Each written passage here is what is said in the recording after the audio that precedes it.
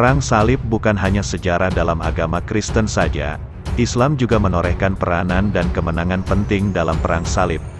Perang salib sendiri bukanlah perang singkat yang hanya terjadi satu kali saja. Peperangan yang terjadi antara Nasrani dan Islam atau Barat dan Timur ini merupakan salah satu perang yang besar dalam sejarah dunia. Berikut lebih lanjut kisah kemenangan Salahuddin Al-Ayyubi dalam perang salib. Dalam sejarah perang salib, ada satu nama yang sangat dikenal baik di kalangan kaum Muslim maupun Nasrani. Ia adalah Salahuddin Al-Ayyubi. Salahuddin Al-Ayyubi adalah panglima perang yang sangat ditakuti oleh lawannya karena kecerdasan yang luar biasa dalam perang serta rasa pengampun yang begitu besar terhadap lawannya. Sebelum masuk pada kisah kemenangan Salahuddin Al-Ayyubi dalam perang salib, ada baiknya kita mengetahui latar belakang dari Salahuddin Al-Ayyubi. Masa kecil Salahuddin Al-Ayyubi. Salahuddin Al-Ayyubi lahir pada tahun 1138 Masehi di kota Tikrit, Irak. Nama lengkapnya adalah Yusuf bin Najmuddin Al-Ayyubi. Ia lahir ketika ayahnya jatuh dari tahtanya dan harus mengalami banyak permasalahan di dalam negaranya.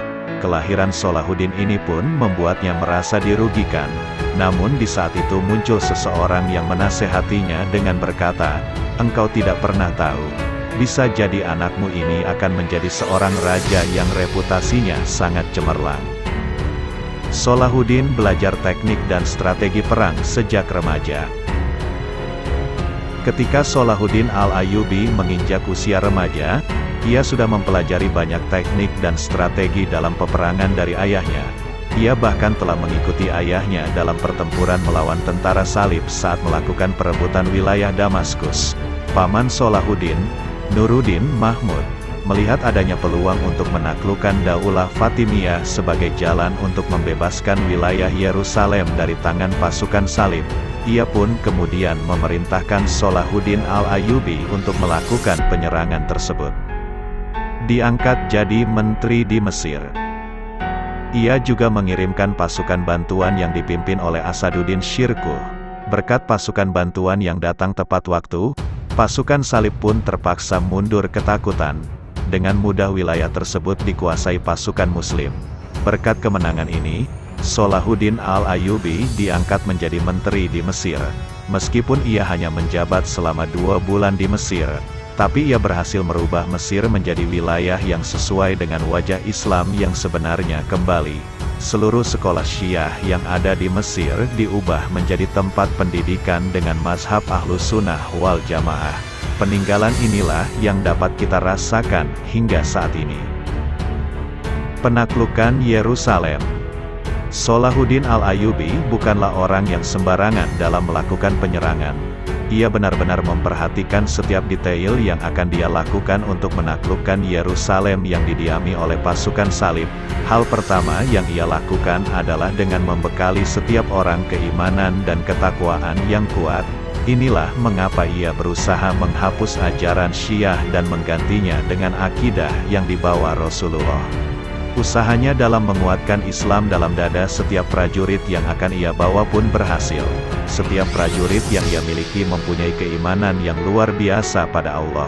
Bahkan setiap penduduk dari Syam, Irak, Yaman, Hijaz, dan Maroko bersatu dalam komandonya. Pada tahun 580 Hijriah, Salahuddin Al-Ayyubi mengalami sakit yang cukup parah. Namun, di saat sakitnya itulah ia bertekad akan mensucikan kembali Yerusalem dari pasukan salib. Atas berkat rahmat Allah, Salahuddin Al-Ayyubi pun sembuh dari sakitnya. Dengan begitu semangat, ia pun pergi menuju ke Yerusalem untuk menuntaskan janjinya. Pembebasan Yerusalem tidaklah mudah. Salahuddin Al-Ayyubi dan pasukannya harus menghadapi pasukan salib di Hattin terlebih dahulu. Dengan jumlah pasukan 63.000 orang, Salahuddin Al-Ayyubi berhasil mengalahkan 30.000 pasukan salib dan menawan 30.000 pasukan lainnya. Meskipun pertarungan tersebut menguras banyak tenaga, namun Salahuddin dan pasukannya tidak berkurang semangatnya sedikit pun. Mereka langsung menuju ke Al-Quds, Yerusalem. Disinilah perang besar bergejolak. Pasukan Muslim yang besar mengepung seluruh tempat itu. Namun pasukan salib juga tak kalah kuatnya menghadang pasukan Muslim. Dua kekuatan besar yang bertemu ini memakan banyak korban. Begitu pula dari kaum muslim yang semoga mereka syahid insya Allah. Pasukan salib pun tak mau kalah. Mereka menancapkan salib besar di atas Quba Ash-Shohrah. Hal ini dilakukan untuk memancing emosi pasukan muslim dan membuat mereka tercerai-berai. Namun Salahuddin Al-Ayyubi dengan sigap menuju ke sisi terdekat Quba Ash-Shohrah. Pasukan muslim pun berhasil menjatuhkan dan membakar salib besar tersebut. Pasukan salib pun mulai terpojok. Mereka berusaha meminta perundingan dengan Salahuddin. Namun ia menjawab, "Aku tidak akan menyisakan seorang pun dari kaum Nasrani, sebagaimana mereka dahulu tidak menyisakan seorang pun dari umat Islam." Mendengar jawaban ini, maka pemimpin pasukan salib, Balian bin Basran kemudian mengancam, "Jika kaum muslimin tidak mau menjamin keamanan kami, maka kami akan bunuh semua tahanan dari kalangan umat Islam yang jumlahnya hampir mencapai 4.000 orang.